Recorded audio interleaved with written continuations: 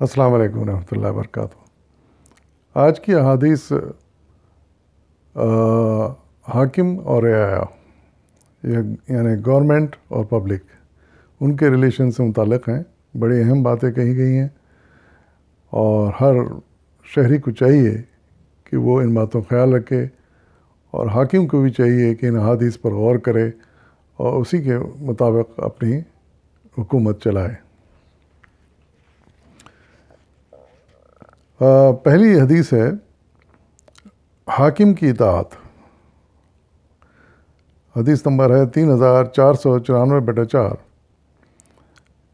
حضرت ابن عمر سے روایت ہے کہ رسول اللہ صلی اللہ علیہ وسلم نے فرمایا کہ حاکم کے حکم کی اطاعت کرنا ہر مسلمان پر فرض ہے، خواہ کوئی حکم پسند نہ آئے، جب تک حاکم کسی گناہ کا حکم نہ دے، اور جب وہ گناہ کا حکم دے تو مسلمان پر اس کی اطاعت واجب نہیں ہے۔ بخاری و مسلم۔ یہ اس لحاظ سے بڑی اہم حدیث ہے کہ عام طور سے بڑا اختلاف ہوتا ہے شہریوں میں اور حکومت کے درمیان میں۔ بڑی شکایتیں شہریوں کو ہوتی ہیں حکومت سے، اور بعض اوقات حکومت کو بھی شہریوں سے شکایت ہوتی ہے، لیکن یہاں پر مسلمان شہری کا یہ فرض بتایا جا رہا ہے کہ اسے حاکم کی اطاعت کرنی ہے، جو بھی حکومت میں ہو اس کی اطاعت کرنی ہے۔ ظاہر ہے کہ اگر گورنمنٹ کوئی قانون بناتی ہے، حاکم سے مراد گورنمنٹ ہے، اگر اس کی تعمیل ہم نہیں کریں گے، ہر شہری نہیں کرے گا، مثال کے طور پر ٹریفک کے رولز ہیں، ہیلتھ کے رولز ہیں، اور دوسرے ٹیکسز کے رولز ہیں، اگر ہم ان کی اطاعت نہیں کریں گے تو پھر گزارا کیسے ہوگا اور وہ نظام کیسے چل سکتا ہے؟ یعنی کوئی بھی گورنمنٹ شہریوں کے تعاون کے بغیر تو نہیں چل سکتی۔ تو شہریوں پر لازم کیا گیا ہے اس حدیث کے حکم سے کہ ہم حاکم کے حکم کی اطاعت کریں، جیسے گورنمنٹ نے اصول قوانین بنا دی ان کی پابندی کریں۔ لیکن ایک صرف معاملہ ایسا ہے جس میں ہم پر اطاعت لازم نہیں آتی، وہ ہے اگر حاکم کسی گناہ کا حکم دے، کوئی گناہ کی بات ہے اس کا حکم دے، یا پھر خلاف شرع کوئی کام کرنے حکم دے، یعنی کوئی حاکم کہے کہ بھئی نماز نہیں چھوڑ دو، مسجد میں نہیں جاؤ، روزے نہیں رکھو، یا فلانے وقت پہ افطار کرو، فلانے وقت پہ سحری کو اپنی طرف سے وہ اوقات مقرر کر دے، یا پھر جو ہے نا ٹریفک یعنی اسی طرح کے دوسرے قوانین ہیں، ہم پر کوئی سے بے تکا لباس ہمارے پر لازم کر دیا جائے، اور اسی طرح کے غیر شرعی قوانین، یا پھر ایسے قوانین جس میں کوئی گناہ ہو، یعنی ہم پہ لازم کر دیا ہے کہ ہم شراب پئیں اور منع نہ کریں، یا کوئی اور برا کام کریں اور وہ لازم کر دیا جائے ہمارے اوپر، تو پھر ایسے حکم کی اطاعت ہم پر لازم نہیں آتی۔ ان کے علاوہ جو بھی احکام ہیں ان کی اطاعت ہم پر ہر شہری پر لازم ہے، اور اسے تعمیل کرنی چاہیے تاکہ حکومت کا نظام چل سکے۔ پھر دوسری حدیث یہاں پر ہے 3795/5۔ حضرت علی رضی اللہ عنہ سے روایت ہے کہ رسول اللہ صلی اللہ علیہ وسلم نے فرمایا کہ کسی گناہ کے کام میں کسی کی اطاعت واجب نہیں، اطاعت صرف نیک کاموں میں واجب ہے۔ بخاری و مسلم۔ یہ بھی بخاری مسلم کی حدیث ہے۔ اس میں وہی بات کہی گئی ہے کہ حاکم اگر کوئی ایسا حکم دے جو گناہ کا حکم ہو، یا شرک کا حکم ہو، یا شرع کے قطعی خلاف کوئی حکم ہو، تو پھر ہم پر واجب نہیں کہ ہم اس کی اطاعت کریں، لیکن اس کے علاوہ جو بھی حکم دے اس کی اطاعت لازم ہے۔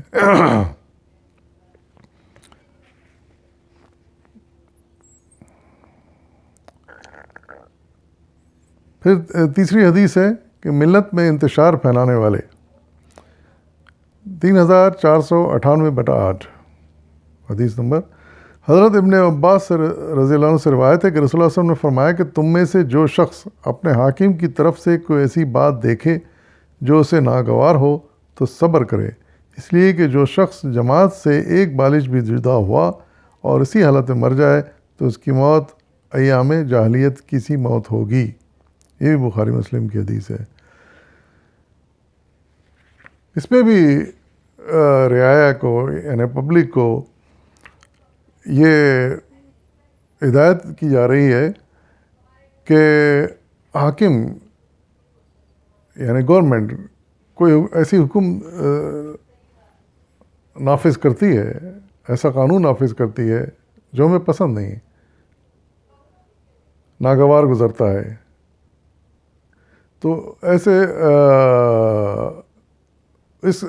اس کو قانون کو برداشت کرے آدمی، لیکن اس میں کوئی گناہ کی بات بھی نہیں ہے، شرع کے خلاف بھی کوئی بات نہیں ہے، لیکن ضرورت کے لحاظ سے وہ حاکم بہتر جانتا ہے، کیونکہ پورے سب رعایا کو اسے دیکھنا ہوتا ہے، پورے ملک کو اسے دیکھنا ہوتا ہے، تو وہ اگر کوئی قانون نافذ کرتا ہے اور سوچ سمجھ کے کرتا ہے، سب پبلک کی بہتری کے لیے کرتا ہے، لیکن ہمیں ناگوار گزر رہا ہے، تو ہمیں برداشت کرنے کی ہدایت دی گئی ہے۔ ہم اس کی مخالفت نہ کریں بلکہ اطاعت کریں، کیونکہ اگر ہو سکتا ہے وہ قانون ہمیں ناگوار گزر رہا ہو، لیکن لوگوں کی بہتری کے لیے ہو، دوسروں کی اس میں بہتری ہو، تو اس لیے صبر سے کام لینے کے لیے کہا گیا ہے، اور خواہ فساد پھیلانا، اختلاف کرنا، ہنگامہ مچانا مناسب نہیں ہے۔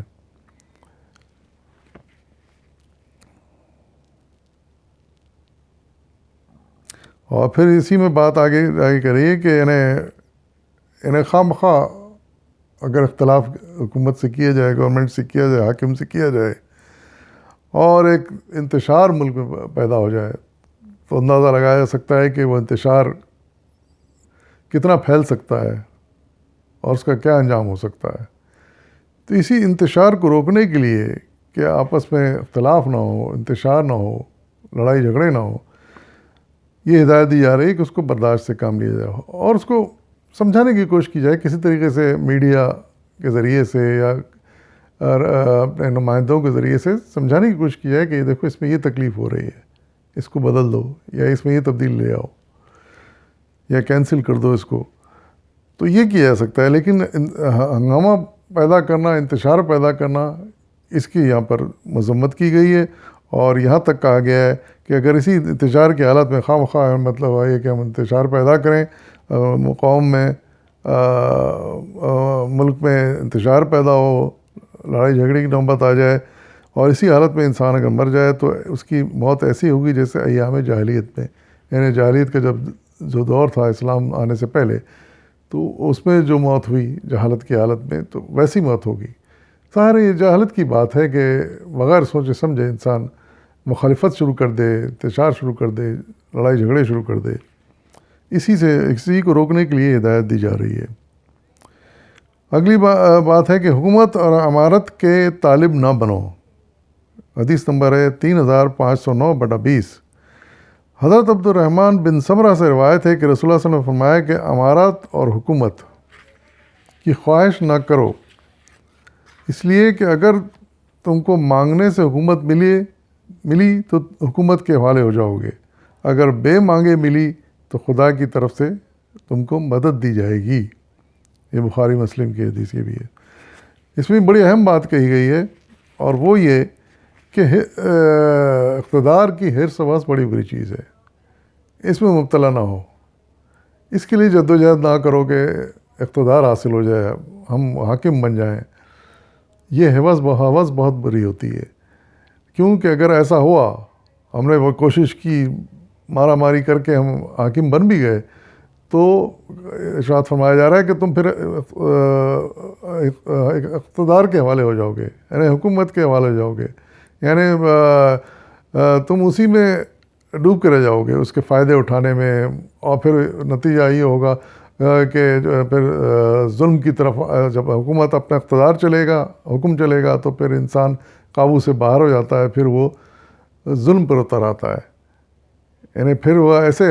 قانون نافذ کرنے لگتا ہے جو ظلم میں شمار ہوتے ہوں، اور جو اس کو نہ مانے اس کے خلاف پھر سختیاں کرنے لگتا ہے۔ تو یہ اس لیے کہا گیا ہے کہ وہ پھر حکومت کے والے ہو جائے گا ایسا آدمی. اور اگر بے مانگے ملے یعنی ہم اقتدار کی ہوس نہ کریں, اس کے لیے بہت زیادہ بھاگ دوڑ نہ کریں, جو کوشش نارمل کرنی وہ کریں, لیکن بھاگ دوڑ حرص و ہوس کسی طرح بھی مجھے اقتدار مل جائے میں حاکم بن جاؤں, جو کہ آج کے دور میں عام طور سے دیکھا جاتا ہے, تو یہ چیز غلط ہے. ہاں اگر الیکشن میں حصہ لینا ہے تو لیں, ٹھیک ہے, اور نیت اچھی ہونی چاہیے کہ ہم اگر حاکم بن گئے, اقتدار میں آ گئے, تو ہم لوگوں کے ساتھ اچھا سلوک کریں گے, اچھے قوانین نافذ کریں گے, تکلیف دہ قوانین کو ختم کر دیں گے. تو یہ اگر نیت ہو اور اس خیال سے آئے تو اللہ تعالیٰ کی مدد اس میں شامل ہوتی ہے. لیکن اقتدار کی حرص و ہوس کسی حالت میں نہیں ہونا چاہیے, اور نیت ہی ہونی چاہیے کہ ملک و قوم کی اور عوام کی خدمت کرنے کا خیال ہو, تب اللہ تعالیٰ کی مدد شامل ہوتی ہے ایسے حاکموں کے ساتھ. پھر اگلی حدیث ہے کہ بہترین اور بدترین حاکم. حدیث نمبر 3500/10 حضرت عوف بن مالک اشجعی کہتے ہیں کہ رسول اللہ صلی اللہ علیہ وسلم نے فرمایا کہ تمہارے حاکموں میں سے بہترین حاکم وہ ہیں جن سے تم محبت کرو اور وہ تم سے محبت کریں, اور بدترین حاکم وہ ہیں جن سے تم بغض رکھو اور وہ تم سے بغض رکھیں. تم ان پر لعنت کرو اور وہ تم پر لعنت کریں. صحابہ نے عرض کیا کہ یا رسول اللہ ہم ان کو معزول نہ کر دیں اور ان سے کیا ہوا عہد نہ توڑ دیں؟ فرمایا نہیں, جب تک وہ نماز پر قائم ہو ان کی پابندی کرو. مسلم شریف کی حدیث ہے. یہ بھی بڑی اچھی حدیث ہے حاکم و محکوم کے ریلیشنز, یعنی گورنمنٹ اور پبلک کے ریلیشنز کے لیے, کہ بہترین یعنی حاکم وہ ہے جس سے اس کی رعایا خوش ہو, رعایا اس کی عزت کرتی ہو, اس سے محبت کرتی ہو, حاکم بھی ان کا خیال رکھتا ہو اور پبلک کی عزت کرتا ہو اور ان کی بہتری کے لیے سوچتا ہو, اور اس کے لیے جو کچھ کرنا ہے وہ جو کچھ اس سے ہو سکتا ہے وہ کرتا ہو. تو ایسے حاکم بہترین حاکم ہیں جن کی محبت عوام کے دلوں میں ہو, یعنی عوام مجبوری سے زبردستی میں تنگ آ کے نہ حکم کی تعمیل کر رہے ہوں بلکہ ہنسی خوشی کر رہے ہوں, کیونکہ ان کے دل میں اس کی حاکم کی محبت ہے اور انہیں یقین ہے کہ حاکم ہماری جو کچھ کرے گا اچھا ہی کرے گا, ہماری بہتری کے لیے کرے گا. لیکن وہ حاکموں پر لعنت کی گئی ہے اور ان کو برا کہا گیا ہے جو ایک دوسرے جو اپنے عوام سے بغض رکھتے ہیں اور عوام ان سے بغض رکھتے ہیں, کیونکہ ان کا رویہ ظالمانہ رویہ ہے, ناانصافی کا رویہ ہے. تو عوام بھی ان کے خلاف عداوت رکھتے ہیں, بغض رکھتے ہیں دلوں میں, اور وہ جب پھر موقع ملتا ہے تو وہ بغض ابھر کے آتا ہے, لاوا پھٹ پڑتا ہے, اور پھر وہ سارا نظام تلپٹ ہو جاتا ہے اور حاکم کو حکومت چھوڑنی پڑتی ہے. لیکن اگر محبت اور پیار کا رویہ ہو, انصاف کا رویہ ہو, تو پھر وہ حاکم دیر تک عوام کے بیچ میں رہ سکتا ہے, ان کے پر حکومت کر سکتا ہے اور اپنے نیک ارادے پورے کر سکتا ہے. تو کسی نے پوچھا صحابہ نے کہ کیا ہم ایسے حاکموں کو معزول نہ کر دیں, ان کو گدی سے کھینچ کے اتار نہ دیں؟ تو اس سے حضور صلی اللہ علیہ وسلم نے منع کیا کہ ایسا مت کرو جب تک کہ وہ نماز پر قائم رہیں. یعنی نماز اگر پابندی سے پڑھتے ہوں تو یہ امید کی جا سکتی ہے کہ کبھی بھی سدھر جائیں گے حاکم اور اپنے طریقۂ عمل پر, اپنی حکومت پر غور کریں گے, اور اس میں جو ذاتیں اس میں ہو رہی ہیں اس کا تدارک کریں گے اور انصاف کی حکومت قائم کریں گے. تو یہ مصیبت ہو سکتا ہے جب انسان نماز پہ قائم ہو. نماز اگر چھوڑ دے تو پھر بہک سکتا ہے انسان اور غلط راہوں پہ جا سکتا ہے, اور پھر انصاف کا اسے خیال نہیں رہ سکتا. اس لیے کہا جا رہا ہے کہ جب تک وہ نماز پر قائم ہو توقع رکھو کہ وہ سدھر جائیں گے اور اچھے حکم نافذ کریں گے اور اپنی زیادتیوں سے باز آ جائیں گے. اور پھر دعا بھی کرو ان کے لیے کہ اللہ تعالیٰ ان کو ہدایت دے. وآخر دعوانا الحمد للہ رب العالمین.